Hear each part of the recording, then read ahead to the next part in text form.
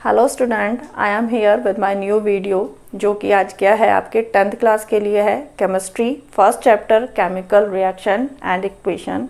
आज का हमारा टॉपिक क्या है? हमारा टॉपिक है to make equations more informative. To make equations more informative.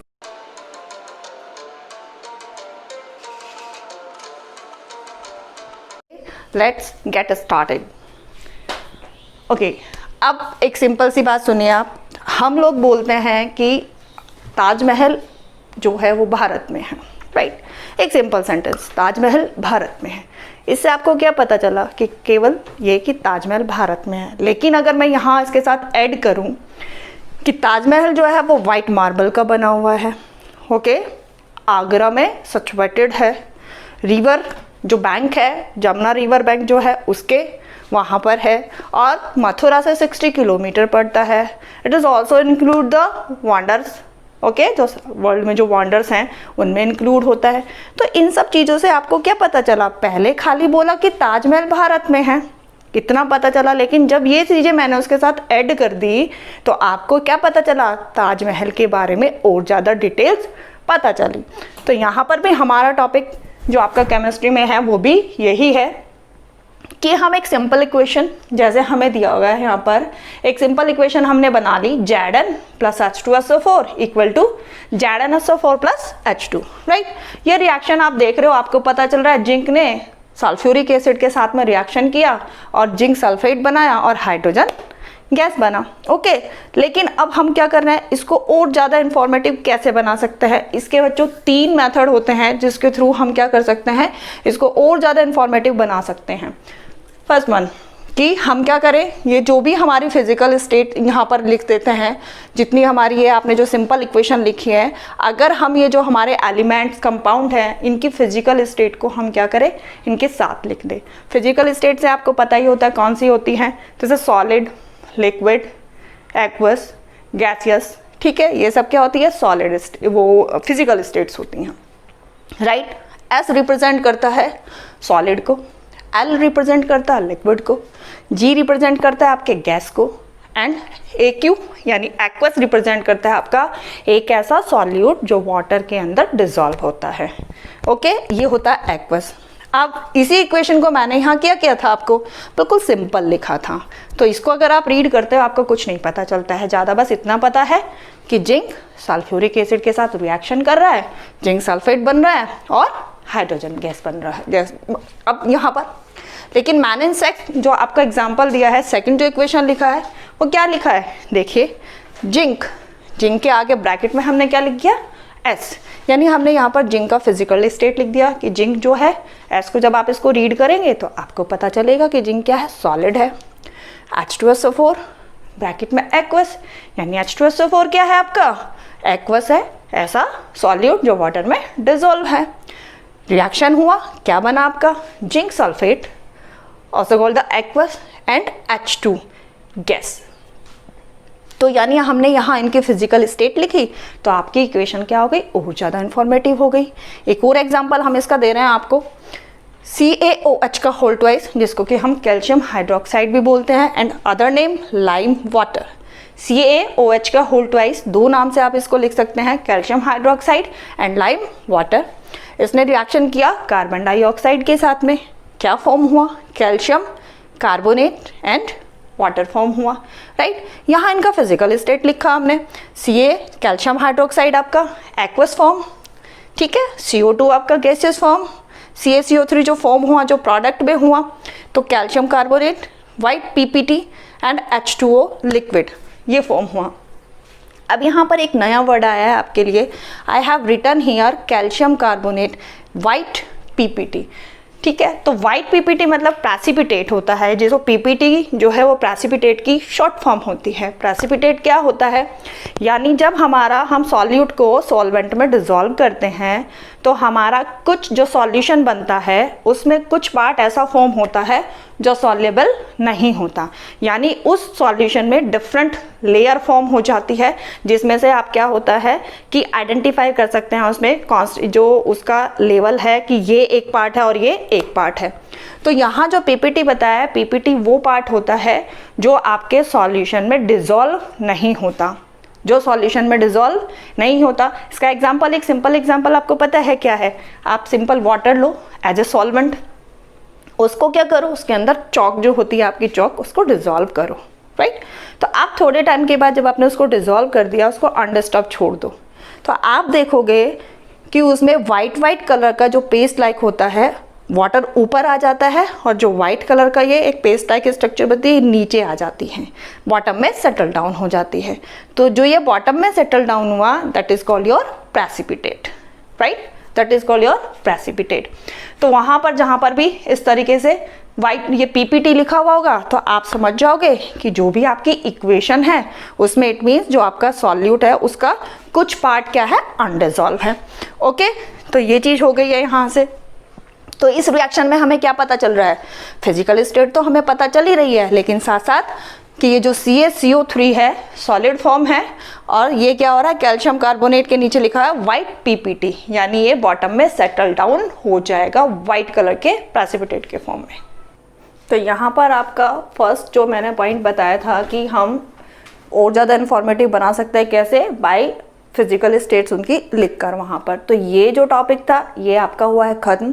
अब हम सेकंड पॉइंट की तरफ चलते हैं, हीट चेंजेस, यानी कुछ रिएक्शंस हमारी ऐसा होता है जिनमें हीट चेंजेस होती हैं। कहीं पर क्या किया जाता है, हीट को एब्जॉर्ब किया जाता है और कहीं पर हीट को क्या किया जाता है, इवॉल्व किया जाता है, राइट। तो दैट टाइप, ये दो टाइप की इसमें रिएक्शंस होती हैं हीट चेंजेस में। फर्स्ट टाइप रिएक्शंस आती हैं आपकी एक्सोथर्मिक रिएक्शंस। एक्सोथर्मिक रिएक्शन देखिए क्या होती हैं, ऐसे रिएक्शंस जिनमें रिएक्शन कंप्लीट होने पर हीट क्या होता है, रिलीज होती है। रिएक्शन कंप्लीट होने पर हीट क्या होती है, रिलीज होती है। तो दैट टाइप ये रिएक्शंस मैंने यहाँ पर आपको एग्जांपल दिए हैं किस तरीके से। देखिए यहाँ पर कार्बन है, अब देखो हर जगह जितनी भी आपके पास में इक्वेशंस आएंगी, जो भी आपके पहले वाले पॉइंट हैं वो सब इनमें इंक्लूड होते हुए चले जाएंगे। फर्स्ट वाला हमने आपको बताया था कि फिजिकल स्टेट लिखनी है, तो अब सेकेंड में हम फिजिकल स्टेट भी लिखेंगे और साथ साथ आपको हीट का भी बताएंगे। तो यहाँ पर अब ये किया कि एग्जाम्पल आपका दिया है कार्बन। कार्बन आपका सॉलिड फॉर्म होता है।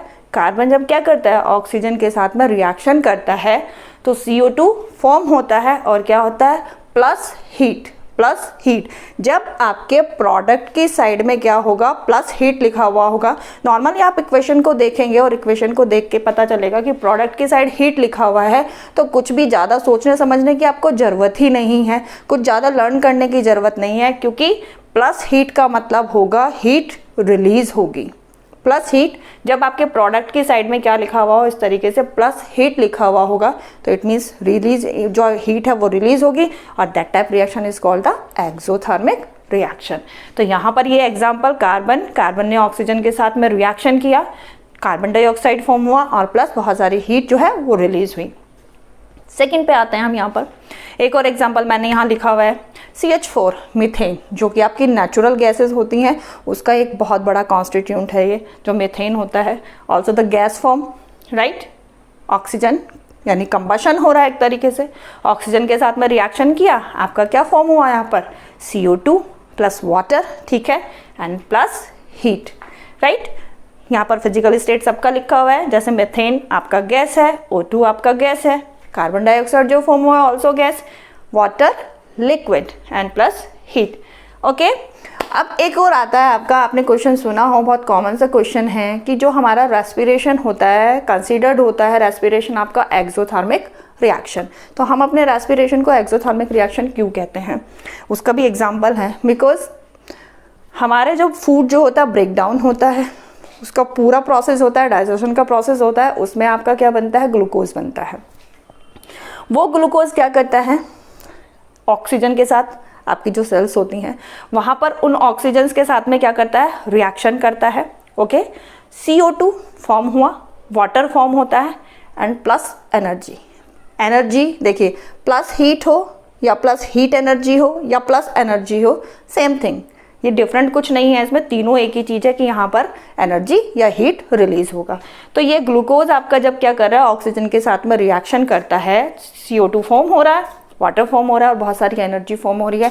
यही एनर्जी क्या करती है, यही एनर्जी आपकी जो सेल्स होती हैं, आपकी बॉडी की जो सेल्स होती हैं, आपका जो फंक्शंस होते हैं, जो आप अपनी बॉडी से काम करते हो, बेसिक फंक्शंस होते हैं, यही एनर्जी वहाँ पर यूज़ होती है। इसीलिए होता है कि आपको बहुत देर जब कुछ खाए हुए हो जाता है और आप वर्क कंटिन्यू कर रहे होते हो तो आपको थोड़ी सी क्या लगती है, थकान लगती है। रीज़न कि जो एनर्जी वहाँ पर वो बनी थी, आप उसको बहुत ज़्यादा क्वांटिटी में यूज कर चुके हो, तो इसीलिए आपको रिफ्रेशमेंट लेने के लिए आप क्या करते हो, या तो ग्लूकोज वगैरह लेते हो या फर्दर कोई जो है और चीज़ें डाइट लेते हो, तो आप फिर रिफ्रेशमेंट आपको मिल जाता है, बिकॉज ये एनर्जी जो होती है फॉर्म हो जाती है। जो स्पोर्ट्स पर्सन होते हैं, आपने उनको देखा होगा कि वो ग्लूकोज लेते हैं, ग्लूकोज लिया जाता है और वो उनको विद इन बहुत लिटिल टाइम के अंदर इनको रिलैक्स मिल जाता है।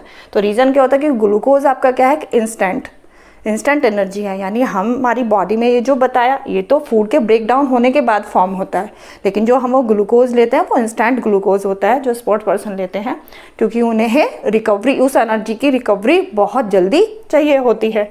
तो यहाँ पे ये रिएक्शन होती है हमारी, जो कि आपका रेस्पिरेशन का रिएक्शन ये वाला है, ग्लूकोज C6H12O6 रख के एक्वस फॉर्म में होता है। ये ऑक्सीजन के साथ रिएक्शन किया इसने और आपका क्या फॉर्म हुआ, carbon dioxide, water and lots of energy.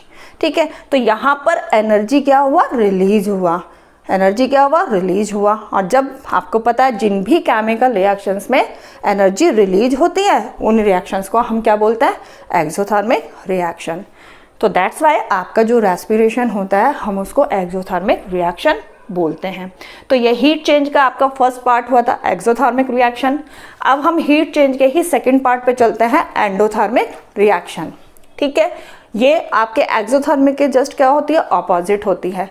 Exothermic हमने बोला था कि एसिड रिएक्शंस, केमिकल रिएक्शंस जिसमें क्या होता है, हीट रिलीज होता है। बट एंडोथर्मिक रिएक्शंस ऐसी होती है जिसमें क्या होता है, हीट एब्जॉर्ब होता है। किसी भी केमिकल रिएक्शन को कंप्लीट करने के लिए हीट क्या होगा, एब्जॉर्ब होगा, राइट। तो इसमें क्या होता है, वहाँ पर तो आपको एक मैंने आइडेंटिफाई करा था क्या, कि अगर प्रोडक्ट के साइड प्लस हीट लिखा है तो आप इजीली आइडेंटिफाई करोगे कि जो आपकी रिएक्शन है वो एक्सोथर्मिक रिएक्शन है। लेकिन जब यहाँ इस इक्वेशन में मैंने देखो आपका हीट कहाँ लिखा हुआ हो, आपका हीट लिखा हुआ हो रिएक्टेंट की साइड, ये है यहाँ पर N2 plus O2 plus heat, तो ये these all are the reactant ना, और आपका प्लस हीट किस साइड लिखा हुआ है, हीट साइड, इसमें रिएक्टेंट की साइड लिखा हुआ है। तो आप इजीली आइडेंटिफाई कि ये जो रिएक्शन है ये क्या है, आपकी एंडोथर्मिक रिएक्शन। ओके, एग्जांपल यहाँ पे ले लीजिए। First one example, nitrogen gaseous form में है, ऑक्सीजन के साथ में रिएक्शन किया, ऑक्सीजन ऑल्सो गैसियस फॉर्म, ठीक है, प्लस हीट, एंड फॉर्म क्या हुआ आपका 2NO, यानी आपका नाइट्रोजन मोनोऑक्साइड। तीनों ही गैस है, अगर फिजिकल स्टेट में जाते हैं तो तीनों ही क्या है, आपकी गैसेज हैं, आपके रिएक्टेंट भी गैस हैं और आपके जो प्रोडक्ट बना है वो भी गैस है। ओके, एक और एग्जांपल यहाँ पर आपको गिवन है, वन मोर, कि कैल्शियम कार्बोनेट, फॉर्मूला आपका CaCO3, सॉलिड फॉर्म है, प्लस हीट, यानी आप इसको क्या कर रहे हो, गर्म कर रहे हो, तो ये ब्रेक हो रहा है। जब तक आप इसको गर्म नहीं करोगे तो ये ब्रेक नहीं होगा। इट मीन ये क्या कर रहा है, हीट को एब्जॉर्ब कर रहा है। और किस में ब्रेक हुआ है, ये CaO, जिसको कि हम कैल्शियम ऑक्साइड भी बोलते हैं, plus CO2 carbon dioxide. CO का एक नाम और होता है आपका क्विक लाइम, क्या होता है, क्विक लाइम भी हम इसको बोलते हैं। तो यहाँ पर हीट क्या हुआ है, एब्जॉर्ब हुआ है इन सारे इक्वेशंस में। तो ये दोनों जो एग्जांपल है आपके किसके हैं, एंडोथर्मिक रिएक्शन के। एक सिंपल चीज भी और मैं बताती हूँ आपको, लेफ्ट हैंड राइट के भी उससे भी बता देती हूँ। अगर आपके राइट हैंड साइड, आपकी इक्वेशन के राइट हैंड साइड में आपका प्लस हीट लिखा हुआ है तो you can say exothermic reaction, और अगर प्लस हीट आपके जो इक्वेशन है उसके लेफ्ट हैंड साइड लिखा हुआ है तो यू कैन से क्या बोलोगे कि reaction is called endothermic reaction. Okay, तो ये सिंपल वे से आपको बताया है। सिंपली आप देख के कह सकते हैं कि अगर प्रोडक्ट में प्लस हीट है तो एक्सोथर्मिक है, और अगर रिएक्टेंट में प्लस हीट है तो एंडोथर्मिक रिएक्शन है। ओके, तो यहाँ पर ये आपका इसका जो सेकंड पॉइंट था कि हीट चेंज वाला, ये क्या हो गया आपका, फिनिश हो गया है। चलिए अभी स्टार्ट करते हैं हम अपना थर्ड पॉइंट। थर्ड पॉइंट क्या है हमारा? Condition under which the reaction take place, यानी कुछ ऐसी कंडीशंस मतलब जिनका होना नेसेसरी है, उनके बगैर क्या होगा, वो केमिकल रिएक्शंस होंगी ही नहीं, वो केमिकल रिएक्शन कंप्लीट ही नहीं होंगी। तो that type situation is called the condition under which the reaction take place. First example लेकर आपको बताते हैं हम लोग। जैसे एक इसमें एक एग्जांपल दें, आपको बताया, जैसे सिंपल ही बताना, हमें क्या करना है क्रिकेट खेलना है, राइट।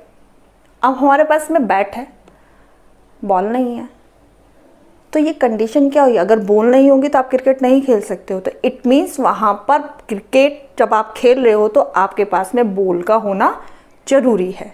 ओके, तो यही चीज़ यहाँ आई है, यही कंडीशन नेसेसरी यहाँ आई है कि केमिकल रिएक्शंस कुछ होती हैं ऐसी कि जब ये चीज़ पॉसिबल तभी हो पाएगी, तब ये कंडीशंस फॉलो होंगी। इसके लिए देखो, पहला एग्जाम्पल हमने यहाँ पर आपका लिया है पोटेशियम क्लोरेट, जिसका फॉर्मूला होता है KClO3, ठीक है, सॉलिड फॉर्म होती है ये। तो यहाँ पर हमने एरो पर लिखा हुआ है, ये एरो पर आपका क्या बनाया है, ट्रायंगल का साइन बनाया हुआ है, और नीचे लिखा है MnO2 यानी manganese dioxide, manganese dioxide. Then क्या फॉर्म हुआ है, 2KCl, potassium chloride and oxygen. Okay, तो अब आप ये देख रहे हो कि मैम यहाँ तो कहीं भी MnO2 आपने लिया था, लेकिन हम रिएक्शन में देख रहे हैं जो भी हमारे प्रोडक्ट बने हैं वहाँ पर तो ये MnO2 कहीं है ही नहीं, राइट।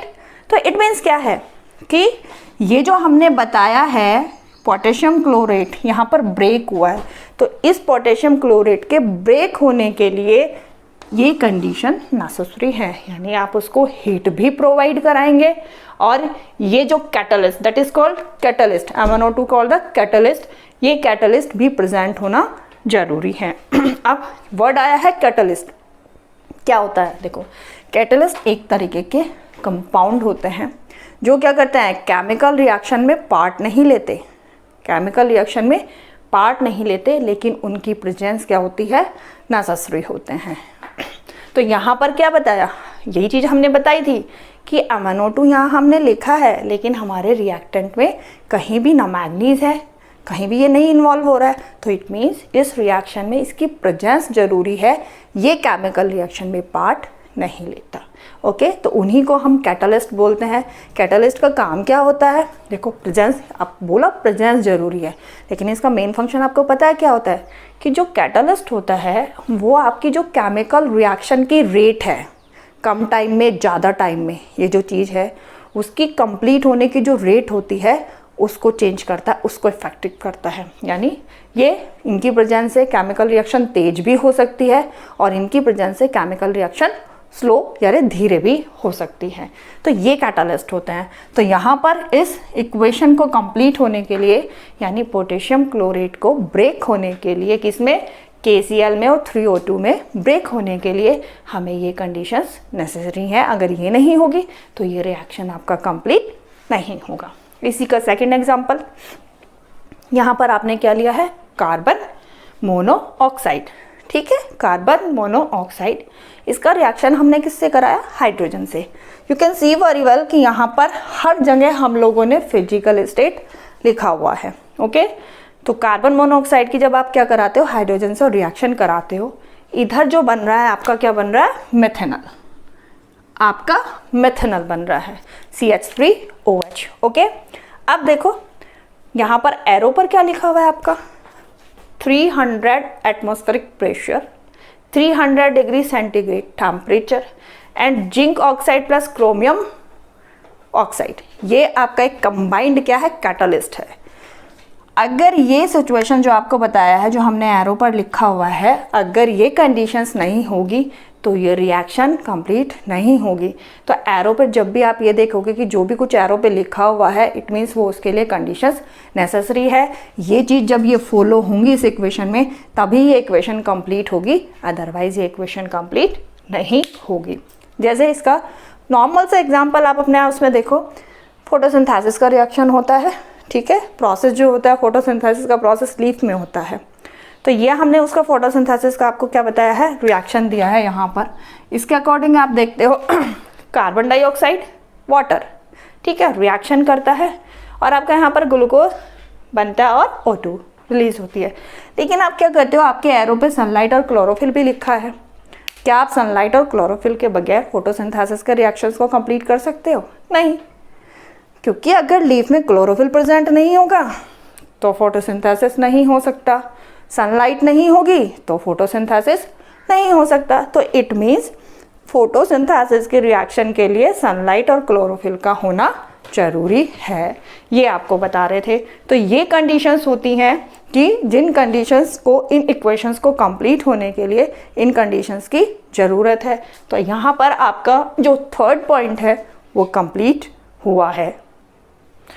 ओके, यहाँ पर ये 3 पॉइंट जो आपकी 10th के सिलेबस के अकॉर्डिंग अगर मैं चलती हूँ तो ये 3 पॉइंट ही जो आपको है आपके सिलेबस में आता है। लेकिन यहाँ पर कुछ और एक्स्ट्रा है जो मैं आपको बता रही हूँ। चलिए, ये आपके जो 3 पॉइंट्स थे ये ख़त्म हो चुके हैं आपके। अब 4th पॉइंट जो है मैं थोड़ा सा एक्स्ट्रा अपनी तरफ से बता रही हूँ। यहाँ पर इसमें बताया है कि और ज़्यादा इन्फॉर्मेटिव बनाने के लिए आप क्या कर सकते हैं, एक पॉइंट आता है कंसनट्रेशन ऑफ द एसिड। ठीक है, जहाँ पर कंसंट्रेशन ऑफ द एसिड्स का मतलब आप ये देखे हो कि यहाँ पर मैंने कुछ इक्वेशंस लिखी हैं, इनके एग्जांपल देखो। यहाँ पर मैंने लिखा zinc plus dilute H2SO4, here is the zinc sulphate and hydrogen gas. ठीक है, तो यहाँ और सेकंड में है Cu प्लस कंसनट्रेटेड HNO3 बना है copper nitrate, NO2 and water.